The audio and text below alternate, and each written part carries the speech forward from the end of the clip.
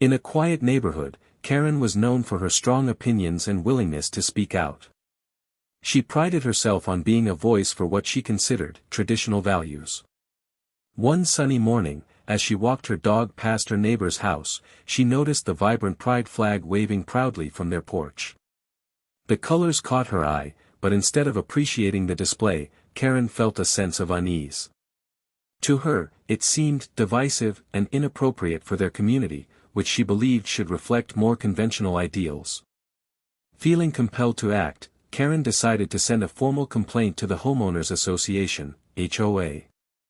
In her letter, she expressed concern that the pride flag did not align with the values they held as a neighborhood. She argued passionately that such symbols could create division among residents. The board was set to discuss her complaint at the upcoming meeting, and Karen was determined to make her voice heard. As word spread about her complaint, reactions varied among residents. Some supported her stance, while others felt it was unnecessary and even hurtful. Little did Karen know that this complaint would spark a heated debate within the community, one that would challenge both her beliefs and those of her neighbors in surprising ways. The stage was set for a showdown over flags and freedom of expression, and Karen was ready to defend what she thought was right. In any neighborhood, the Homeowners Association, HOA, plays a crucial role in maintaining community standards and ensuring a harmonious living environment. These associations typically have guidelines that outline what residents can display on their properties, including rules about flags and other personal expressions. In Karen's neighborhood, the HOA had specific regulations regarding the placement and size of flagpoles.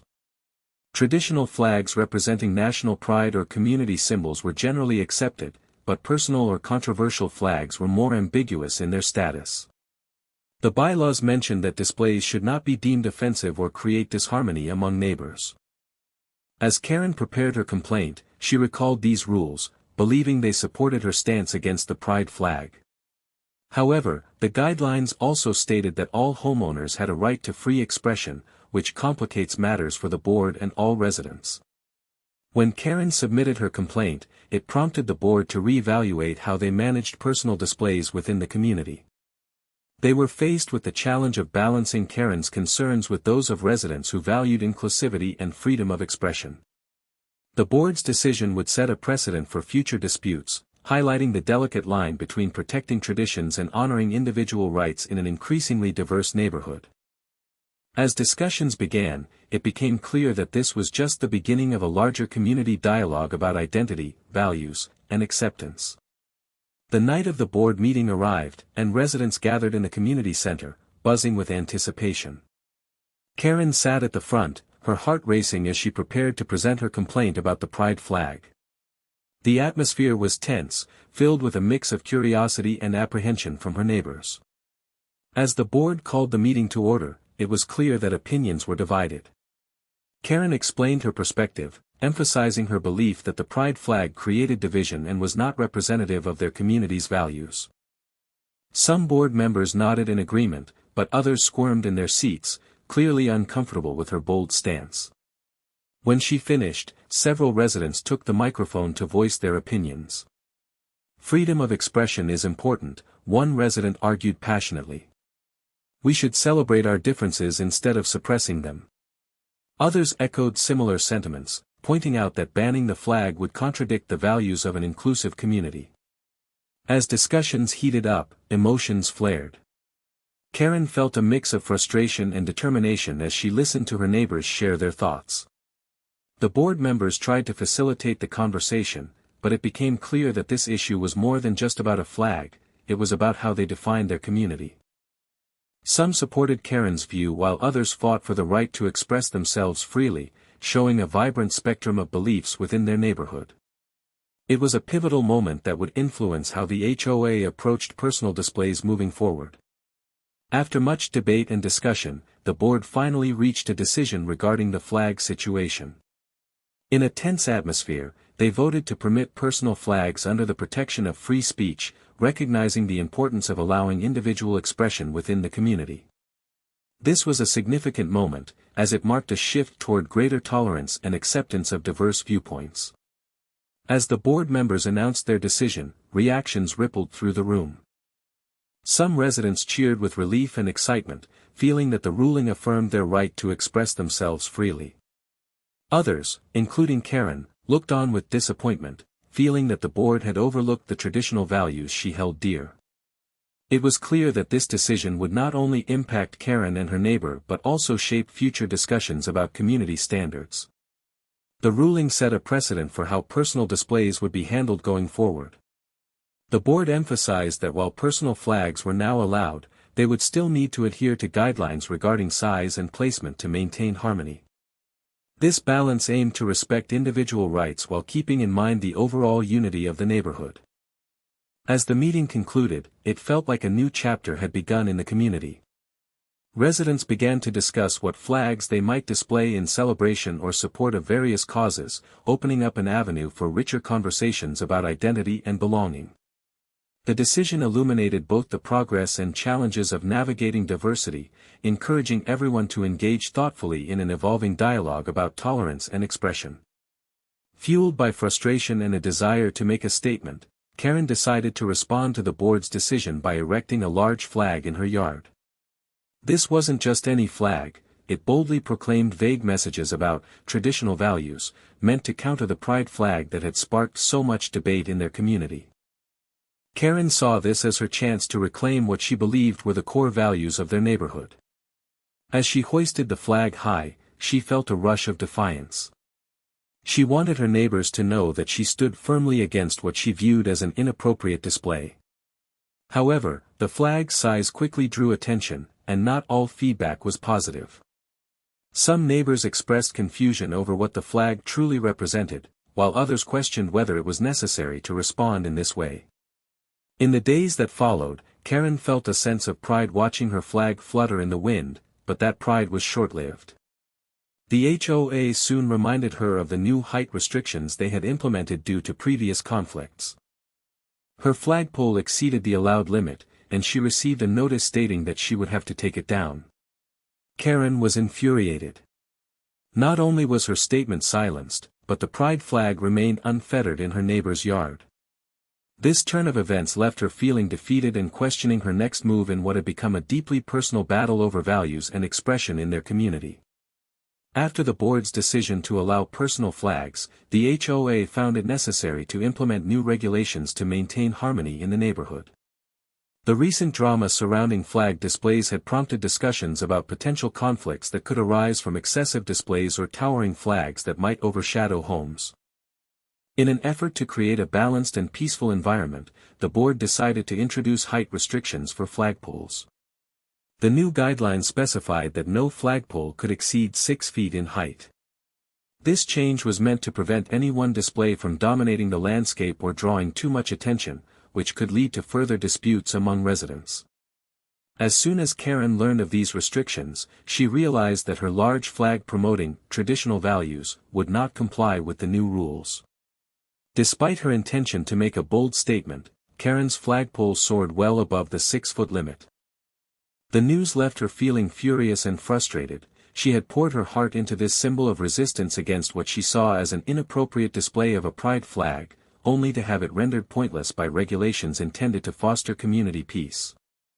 When the HOA's notice arrived, demanding she remove her flag, Karen felt as if her voice was being silenced yet again.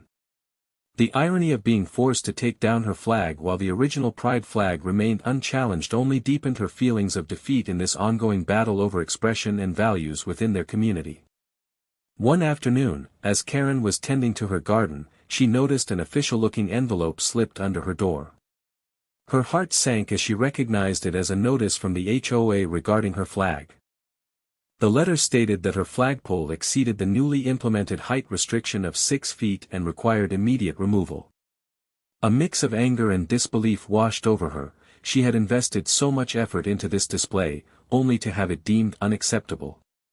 The following day, an HOA representative came by to inspect the situation. Karen confronted him outside, her voice trembling with frustration. "You can't be serious. I'm just trying to stand up for our community values," she protested. He calmly explained that the rules were put in place to ensure no one display overshadowed another and to foster a sense of unity among neighbors. As the representative pointed out the height of her flagpole, Karen felt overwhelmed by a wave of helplessness. "It's not fair that my message is silenced while others feel free to express themselves," she exclaimed, gesturing toward the neighbor's pride flag fluttering unhindered across the street. The HOA representative listened but remained firm in his stance. He emphasized that everyone was expected to follow the same rules, regardless of the message being conveyed. With growing frustration, Karen realized that this wasn't just about a flag, it was about feeling marginalized in what she saw as a battle for her community's identity. As she walked back inside after their conversation, doubts swirled in her mind about how far she was willing to fight for her beliefs amidst what felt like an uphill battle against their evolving neighborhood norms. The day finally arrived for Karen to take down her large flag, a task that felt like a defeat in her ongoing battle for what she believed were traditional values. As she carefully unfastened the fabric from its pole, she couldn't shake the bitter taste of frustration. The vibrant colors of her neighbor's pride flag continued to wave proudly across the street, a stark contrast to her own feelings of loss and resignation. As she lowered her flag, Karen felt as though she was also lowering her voice within the community. Many neighbors watched from their yards, some with sympathetic glances while others seemed indifferent. She couldn't help but notice how the pride flag remained untouched and celebrated, while hers, designed to convey strength and tradition, had been deemed unacceptable. It seemed like a clear demonstration of acceptance versus division, raising questions in Karen's mind about which values were truly upheld in their neighborhood. With each fold of her flag, Karen reflected on the discussions that had unfolded over the last few weeks. She thought about the conversations surrounding acceptance and how the community appeared to embrace diversity in one form while pushing back against her beliefs. As she stored the flag away, a deep sense of isolation washed over her. In that moment, Karen realized that this situation was more than just about flags, it was about belonging and being heard.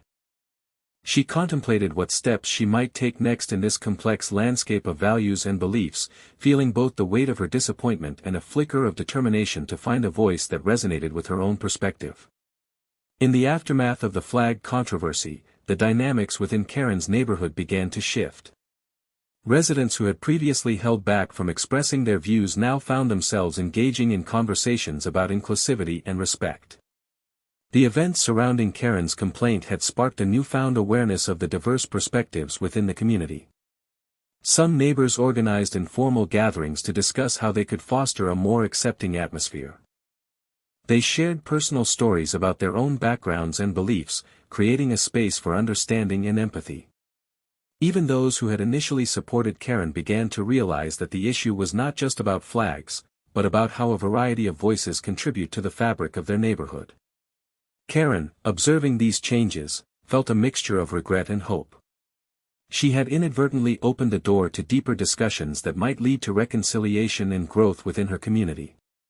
While she still felt isolated in her own beliefs, she recognized that the broader dialogue was essential for promoting harmony. As the conversations continued, some residents reached out to her, inviting her to join discussions and share her perspective in a more constructive manner. Though hesitant at first, Karen began to see the value in expressing her thoughts in a way that encouraged dialogue rather than division. The community's collective journey toward understanding highlighted the power of open communication, reminding everyone that different values could coexist peacefully. This transformation signified not only a response to a specific conflict but also a hopeful step toward building a neighborhood where acceptance could flourish alongside differing ideals. As the dust settled from the flag controversy, the importance of understanding different viewpoints became increasingly clear within Karen's neighborhood. The events had catalyzed a movement toward open dialogue, allowing residents to voice their beliefs while also considering the perspectives of others. Conversations that once felt daunting transformed into opportunities for connection and empathy.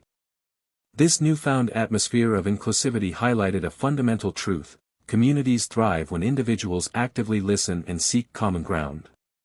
Residents began to realize that their differences, whether based on values, backgrounds, or opinions, could coexist harmoniously if approached with respect and understanding. The vibrant discussions that emerged reflected a collective commitment to fostering acceptance rather than division. For Karen, this journey was both challenging and enlightening. Although she initially felt marginalized, her willingness to engage in conversations led her to appreciate the diversity that surrounded her. She discovered that maintaining traditional values did not require exclusion of contrasting views; instead, it encouraged a richer dialogue within the community. The experience ultimately became a catalyst for personal growth among many residents, teaching them that embracing diversity leads to a stronger neighborhood identity. As they gathered more frequently to share ideas and engage in meaningful discussions, it became evident that the strength of their community lay in its ability to welcome differing ideals while building bridges of understanding. In this evolving landscape, Karen and her neighbors learned that striving for acceptance amidst differences is essential for creating a vibrant community where everyone feels respected and valued. The path forward was one of collaboration, proving that unity can emerge from diversity when people are willing to listen and learn from one another.